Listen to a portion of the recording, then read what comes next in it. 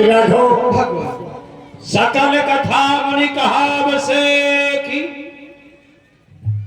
इसके पीछे वास्तव में तुम्हारे मन में जितने भी संशय पैदा हो रहे हैं हाँ ना वो सब सत्य है, सत्य है। कुछ समय पहले या यूं कहो भूतकाल में ये आश्रम आज तुम वर्तमान में जैसा देख रहे हो हाँ हाँ ना वैसा नहीं था। फिर कैसा था? बड़ा सुंदर आश्रम था। गंगा यम भी यहाँ पर बहता था, सरिता में धारा प्रवाहित होती थी, वृक्षों में भी बड़े सुंदर सुंदर फूल और हरित पत्र लगे हुआ करते थे।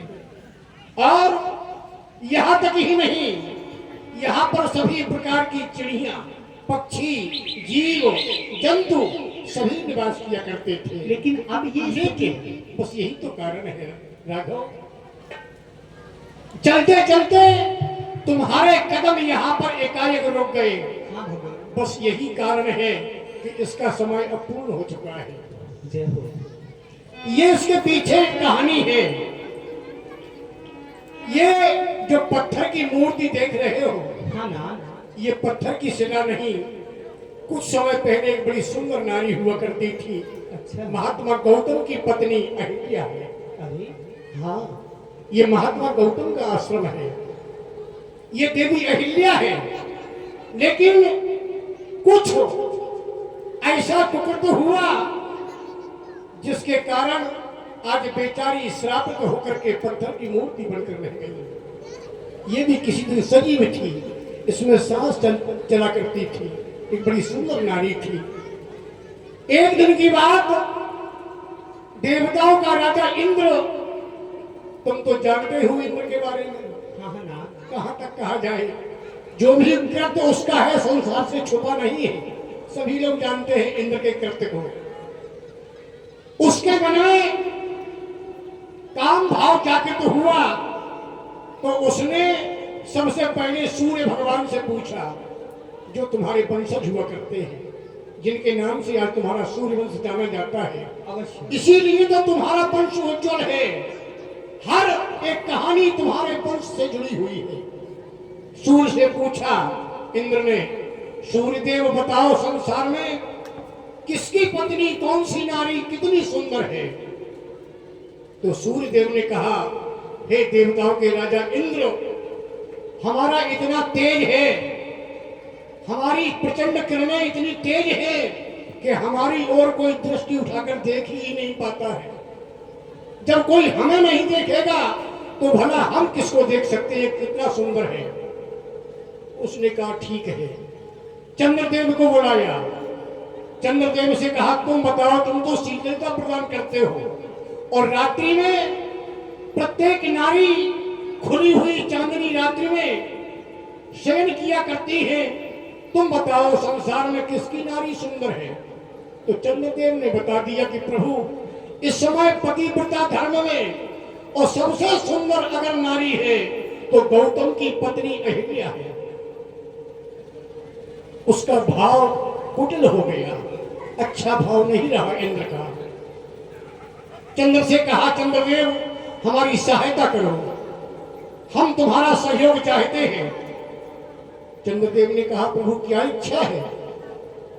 तो उसने कहा कि हम अहिल्या का पतिव्रत धर्म नष्ट करना चाहते हैं। चंद्रदेव ने कहा, प्रभु ये तो गलत है। बोले, मैं तुम्हारा राजा हूं, तुम हमारी प्रजा हो, राजा का हुक्म है, आदेश है, और राजा का जो आदेश न माने प्रजा किस काम की? चंद्रदेव ने कहा, ठीक है प्रभु, तो हमें क्या करना है? तो इंद्र ने कहा कि प्रतिदिन का नियम है कि ब्रह्म मुहूर्त में गौतम ऋषि गंगा स्नान करने के लिए जाते हैं, ठीक 4 बजे ब्रह्म मुहूर्त में, और उसी समय मुर्गा जब बोलता है तो वो चले जाते हैं।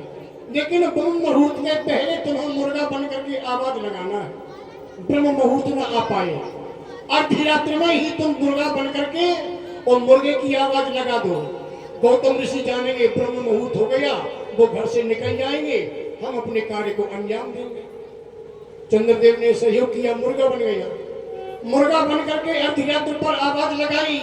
गौतम ऋषि ने कहा, अरे आज तो बड़ी जल्दी ब्रह्म मुहूर्त आ गया, अभी भी सोया था, सोचा होगा, लेकिन सोचा हो सकता है हम सो गए हो। अपना कमंडल उठाया और गंगा मैया की ओर चले गए स्नान करने के लिए। इधर इंद्र गौतम ऋषि का भेष बना करके कुटिया में प्रवेश कर गया। अहिल्या ने नहीं समझ पाया, बेचारी ने, ये क्या है, हमारे साथ कोई छल होने जा रहा है। उसने अपना मुंह काला किया और मुंह काला करते समय उधर जैसे ही गौतम ऋषि पहुंचे तो गंगा मैया साक्षात प्रकट हो गई। बोली, गौतम, अर्धरात्रि में तुम, अभी ब्रह्म मुहूर्त नहीं है। तो गौतम ने कहा, मैया, मुर्गा ने तो आवाज लगाई है। तो गंगा मैया बोली, गौतम, तेरे घर में छल हो रहा है, जाकर के देख, अभी तो अर्धरात्रि है। गौतम उन्हीं पांव से लौटकर आश्रम पर आए, कुटिया के किवाड़े बंद पाए, आवाज लगाई, देवी किवाड़े खोल। किवाड़ खोलने में बहुत देर हो गई। इंद्र घबरा गया और कहा कि अब हम कहां जाएं। उसने अपना असली रूप दिखाया तो अहिल्या को बड़ा पश्चाताप हुआ, तूने अच्छा नहीं किया, अब क्या करें। उसने कहा, कहीं छुपा दो। तो कुटिया में अहिल्या ने इंद्र को छुपा दिया और किवाड़ खोले। तो जो ही किवाड़ खोले तो गौतम ऋषि ने कहा, देवी बहुत देर करती। हाँ पतिदेव, देर हो गई, झूठ बोल गई बेचारी। उसने गौतम ऋषि ने कहा, देवी सत्य बताओ, कुटिया में कोई है। तो अहिल्या ने कहा, प्रभु कोई नहीं। जब नहीं माना, गौतम को विश्वास न हुआ तो उन्होंने अपने पुत्र शतानंद से पूछा, शतानंद तुम बताओ, कुटिया में कोई आया था। शतानंद ने कह दिया, महाराज हम तो नहीं देखा। बेटी अंजनी से पूछा, अंजनी तुम बताओ, कुटिया में कोई है। तो अंजनी ने कह दिया कि हाँ पिताजी, कोई बातचीत तो कर रहा था मैया से। अंजनी को मैया ने क्रोध होकर श्राप दे दिया और श्रापित होकर के बेचारी वो भी अपने श्राप की वशीभूत हो गई। लेकिन जो ही गौतम ऋषि ने कहा, ओ इंद्र, जो भी हमारे महल में कुटिया में छुपा है बाहर निकल, नहीं तो मैं तुझे भस्म करता हूं। इंद्र त्राहिमाम करता हुआ गौतम के चरणों में गिर पड़ा, प्रभु क्षमा कर दो। अरे तू है, बड़ा लज्जित हुआ। अरे देवताओं के राजा इंद्र, तू कैसे देवताओं का राजा बन गया, तूने इतना बुरा कृत्य किया। क्या मैं तुझे श्राप देता हूं कि जिस चीज के लिए तू इतना लालयित रहता है, तेरे शरीर में 1000 भग हो जाए। तो इंद्र के शरीर में 1000 भग हो गए। ये श्राप गौतम ऋषि ने दिया। अब अहिल्या से कहा कि तूने छुपाया है, तू झूठ बोली है, जा तुम पत्थर की हो जा। अहिल्या बेचारी पत्थर की बन गई। लेकिन जब शतानंद ने कहा, पिताजी क्षमा कर दो, मैया का अपराध नहीं है, धोखा हुआ है। तो शतानंद के निवेदन पर गौतम ऋषि ने कहा कि श्राप तो झूठा नहीं होगा, लेकिन आने वाले समय में जब राम ब्रह्म अवतार पृथ्वी पर लेंगे और वो यहां से निकलेंगे, उनकी चरण रज तेरे मस्तक पर लगेगी, तब तेरा उद्धार होगा। राम, इसके पीछे ये कहानी है। हर इसलिए मैं कहना चाहूंगा कि गौतम नारी श्राप बस उपल दे दारिधीर चरण कमल रज चाहती सो कृपा करो। इसके ऊपर कृपा करिए। हे परसत पद पावनो शोक न सावनो प्रगट भई तप पोज सही देखत रघुनायक जन सुख दायक संग होए कर चोर रही।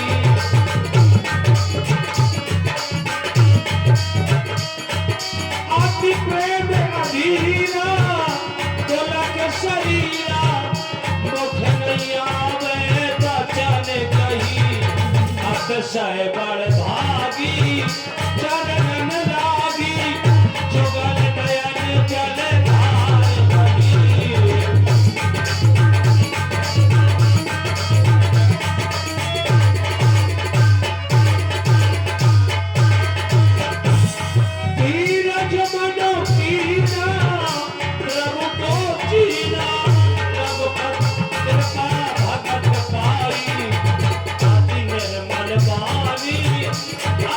कथानी निर्मल वाणी।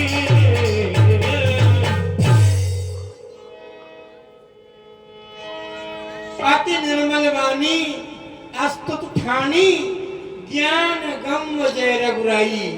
हे करुणा वर्णालय, हे भक्त वत्सल, हे ज्ञानगम, हे रघुनाथ, हे श्री रघुराई, भगवान प्रभु श्री राम, हे पतित पावन, आपका दर्शन पाया मेरा जीवन धन्य हो गया।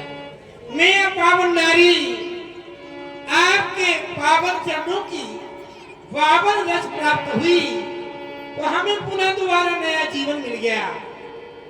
मैं सृष्टिकर्ता महात्मा ब्रह्मा की पुत्री, मेरे पिता चाहते तो मुझे दोबारा जन्म दे देते, नहीं, मेरे पिता के द्वारा भी मुझे नहीं अपनाया गया। जो नारी पति के द्वारा त्याग दी जाती है उस नारी का संसार में कोई नहीं होता है। हे स्वामी, नारी तो जीवन में 2 बार निकलती है, मायके से डोली में बैठकर और ससुराल से अर्थी पर लेटकर। और यदि किसी नारी का पग तीसरी बार दहलीज के बाहर जाता है तो वह नारी समाज से त्याग दी जाती है और पति के द्वारा त्यागी गई नारी का संसार में कोई नहीं होता। वही विपत्ति मेरे ऊपर आई, मैं अपने पति के द्वारा त्याग दी गई, फिर मुझे संसार में किसी ने नहीं अपनाया। कितने पथिक आए आपसे पहले, कितने राहगीर आए आपसे पहले, पत्थर में ठोकर मारी वो आगे बढ़ गए, पत्थर में ठोकर मारी वो आगे बढ़ गए। समाज ने जितनी ठोकरें दी, हाथ ठोकर को सहकर भी ये पाषाण प्रतिमा मार्ग में पड़ी रही, केवल आपकी प्रतीक्षा पर कि पथरा पे पग परो पथरिया पार हो चली। ओ पथरा पे पग परो पथरिया पार हो चली। एक करतार की रही चली भरता।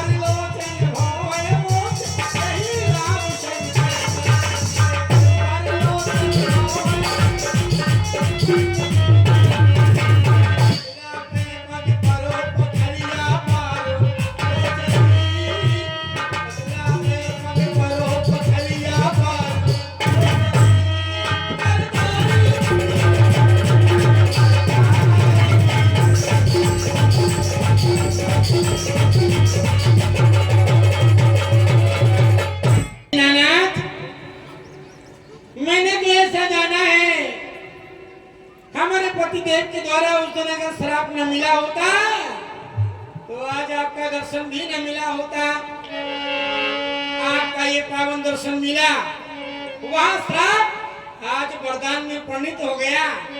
अब इन चरणों की रज मिल गई है, अब कुछ नहीं चाहिए मुझे इस संसार में, अब कुछ नहीं चाहिए। ये तो मेरा बड़ा भाग्य है जो इन पावन चरणों की रज मिली। और तुम आए लाने केवल आपके लिए, हे भगवान हमारा ये सारा जीवन समर्पित है। और वो क्यों है? क्यों? आपके इन चरणों की रज के कारण मैं पति के दर्शन के योग हुई हूँ, इसलिए नहीं क्या भगवान है। नारी के लिए कोई भगवान नहीं, कोई गंगा स्नान नहीं, कोई तीर्थ नहीं, कोई जप नहीं, कोई तप नहीं। सबसे बड़ा भगवान तो उसके लिए उसका पति होता है।